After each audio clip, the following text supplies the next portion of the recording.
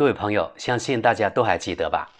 ？2023年7月4日，也就是美国独立日那天，中国突然宣布将从8月1日起对稀有金属镓和锗的出口进行管制。中国这么做是对美欧西方越来越变本加厉地对中国实施制裁的一种精准反制而已。一时间对方乱了阵脚，中国宣布对这两种关键金属实施限制出口后，遭到他们美欧西方的抗议。因为中国是这两种金属的最大来源国，占镓供应量的 94%， 锗供应量的 83%。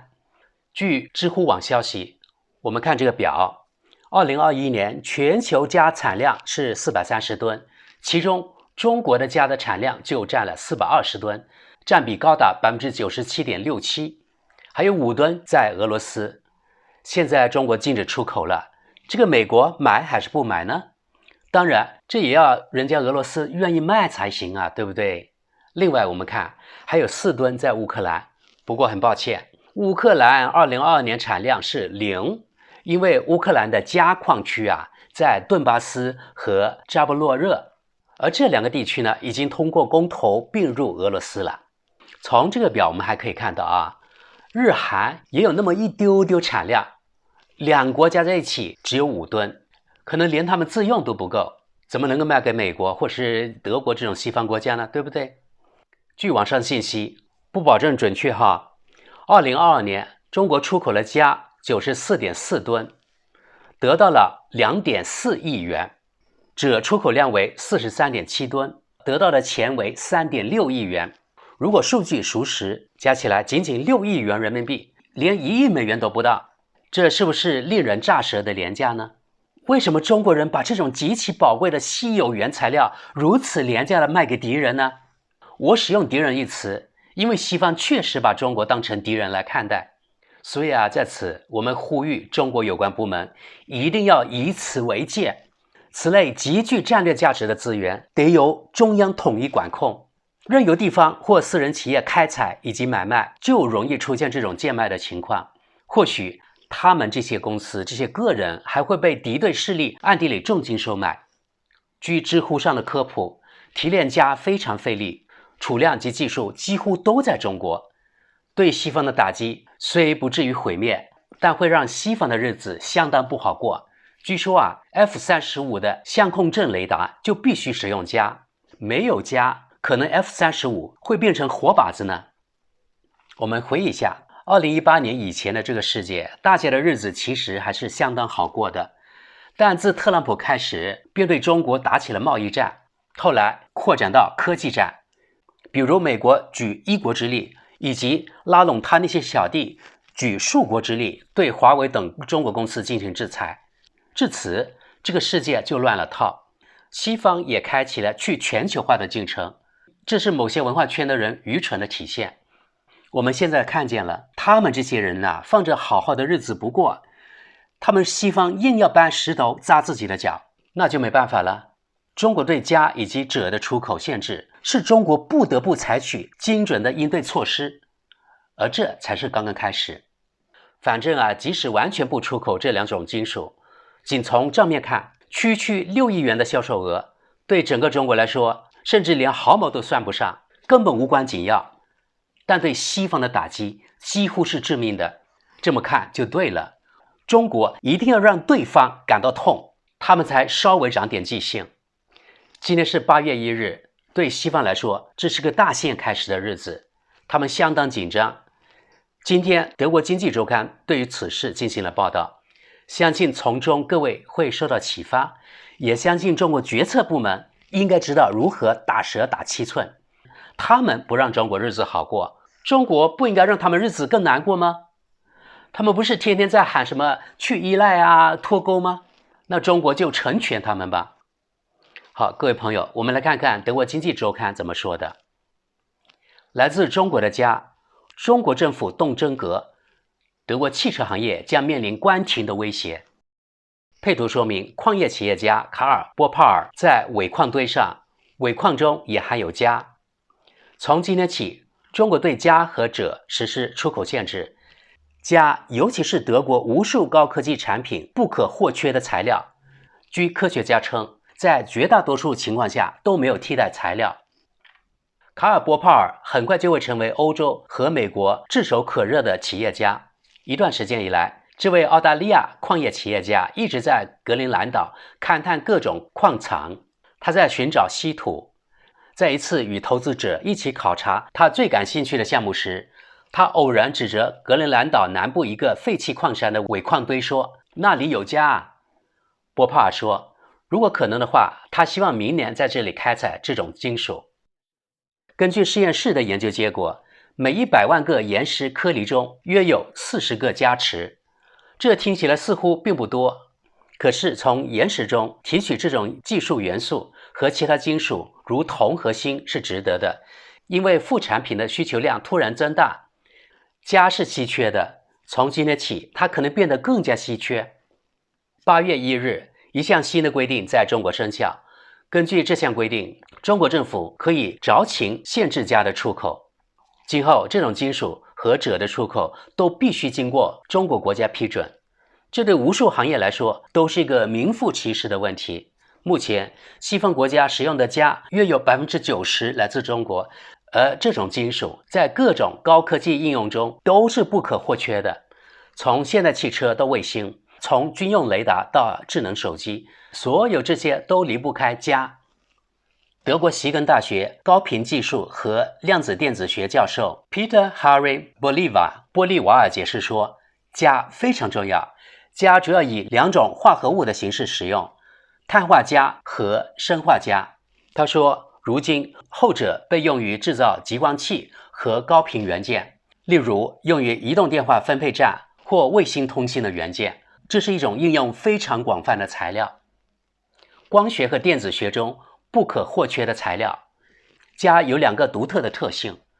电子在其中的移动速度极快，比硅半导体快得多，因此只要需要达到极高频率，镓就是理想的材料。在现代宽带通信、高分辨率军用雷达或半自动汽车的距离传感器中都是如此。另外，镓可以用来产生极光束。根据波利瓦尔教授的说法，砷化镓是红外线激光器如 DVD 播放器中使用的激光器不可或缺的材料。另一方面，氮化镓激光器可以产生蓝色、绿色和紫外线波长的极光，是激光雷达系统和计算机技术等的基本材料，也可以用于焊接铜。虽然发光二极管和激光器几乎没有替代品，但至少在电子产品中，硅半导体还是存在的。由于镓的稀缺，硅半导体的生产成本仅为镓的1/10，但是在需要高功率的地方，锡这种稀有金属是无法替代的。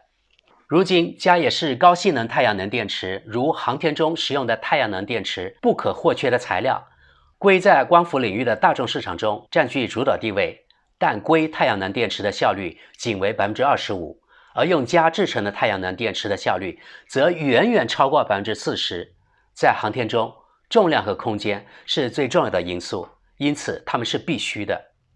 尽管中国如何实施，尽管镓元素对当今各种技术产业都非常重要，但其不确定性也同样巨大。